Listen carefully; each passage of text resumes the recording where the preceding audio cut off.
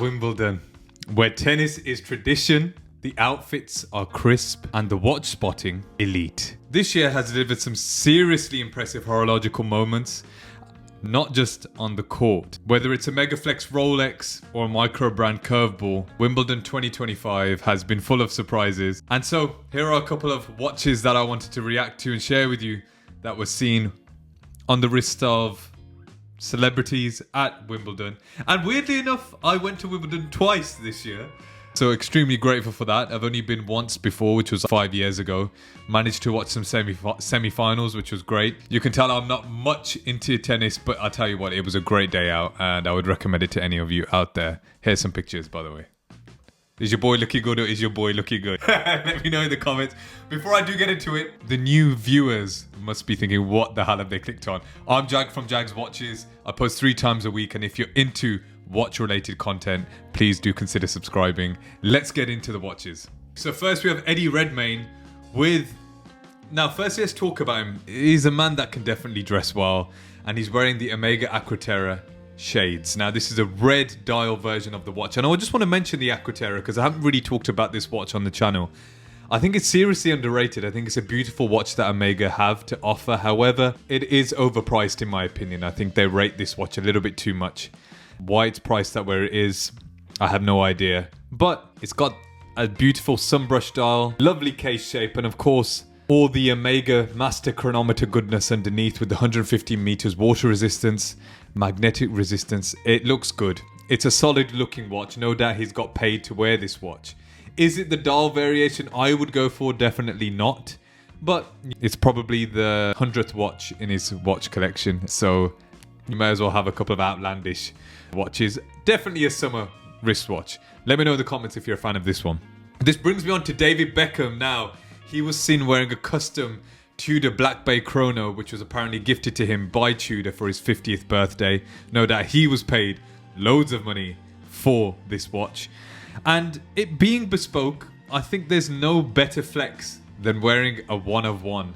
He's an incredibly cool looking guy. He also is somebody that dresses incredibly well. And I really don't think there's a bigger flex out there than a watch company creating and making a watch for you.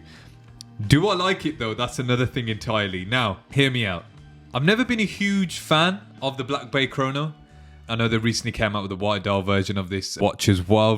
No, they didn't actually. They came out, with the Tiffany blue and of course the pink version of the watch, which I really didn't like.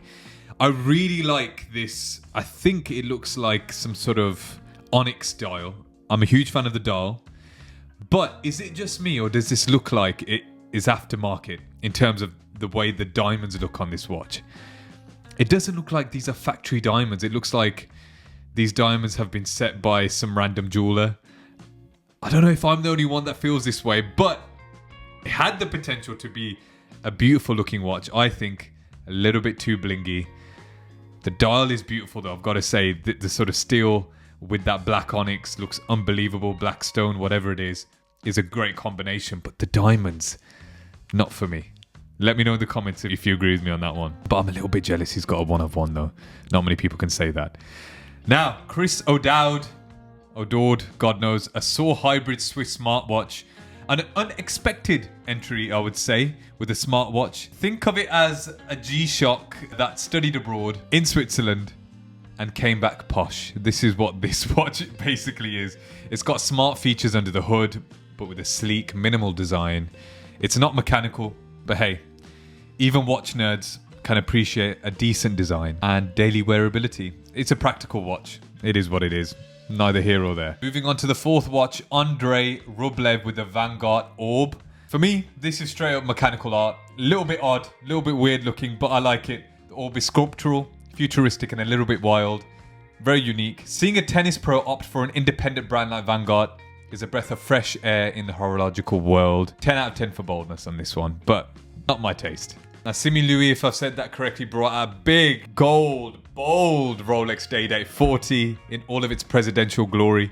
The fluted bezel, the gold dial, day-date complication. It's a power-moving watch form, a solid watch. I really do like this watch. Rolex calls this watch the president for a reason. And I think Simu wore it with presidential confidence. It's elegant, commanding, and screams box seats. or royal box seats. Now, I've got to move on to Gareth Southgate with a terrible watch. What is it with people associated with football wearing Hublots? I don't know, but it's a Hublot Classic Fusion. It's okay, but if you had as much money as that, why would you pick this? Unless, again, you may have been paid to wear it. Who knows? It is one of the more refined versions of Hublot. Say what you want about Hublot. They've got some outlandish designs. It is certainly a little bit more refined. It is a decent mix of sports and dress, and I guess a decent choice for the once England gaffer. Now, moving on to an actor who I'm a huge fan of, Russell Crowe, but not so much of a fan of his wristwatch choices. Great actor, Gladiator being one of my favourite films, but he's wearing the worst release of this year from Rolex, in my opinion, the Rolex Daytona Tiffany dial. I've always said this, I've hated this watch. It's so tacky. This should have been a Tiffany dial with a white gold case as opposed to the yellow gold case that they opted for, but this is a watch that is seriously out of place at Wimbledon, in my opinion. Such a great actor, but terrible taste in watches. But again, probably paid to wear this. I'm guessing a lot of these actors and celebrities are paid to wear this on Wimbledon because they know they're going to get shots of them in the crowd. I've talked about this watch and how ridiculous it is on the secondary market, selling over £100,000. I hate it. I absolutely hate it. Let me know in the comments if you agree with me on that one. Great actor though. We move on to John Cena, a great wrestler. I used to watch wrestling a long time ago when I was a child, but he was one of my favourite wrestlers back in the day. He's wearing a pretty humble watch, I think, for a celebrity. A Rolex Explorer II. Now, a great practical watch, but again, I have to say, he could have picked something a little bit more, I don't know, impressive. I feel like the Rolex Explorer II is a great watch, don't get me wrong, but to Wimbledon, and I don't know, maybe he's just a cool down-to-earth guy. I feel like cool down-to-earth guys wear Rolex Explorer IIs. Solid watch, 42mm of pure tool watch energy with a fixed 24-hour bezel and that huge orange iconic GMT hand that we all love. I feel like many of us are a huge fan of the Explorer II. I love the Explorer 1, as many of you already know. Definitely understated from John Cena, but impressive as well. Now, this leads me on to probably my favourite watch in this list. Nick Jonas with his vintage Rolex Day-Date. This is beautiful, absolutely beautiful. I feel like Nick Jonas brought the vintage swagger to the table with this Rolex Day-Date in yellow gold.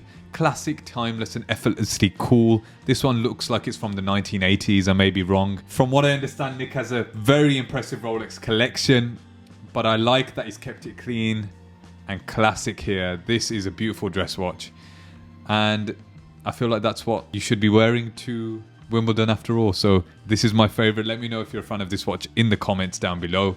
And so that's it.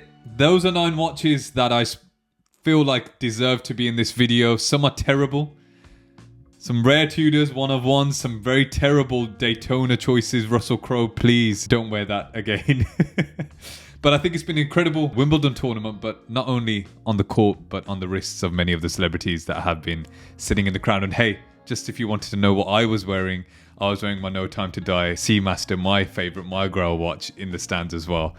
Let me know in the comments which one was your favourite. And as usual, if you've enjoyed the video, please do hit that like button, hit that subscribe button, and also please do hit that bell icon if you haven't already, so you don't miss any of my videos. And if you've made it to the end, you are the special ones. Thank you so much. I appreciate you. I've been Jag from Jag's Watches, and I'll see you in the next one. Peace.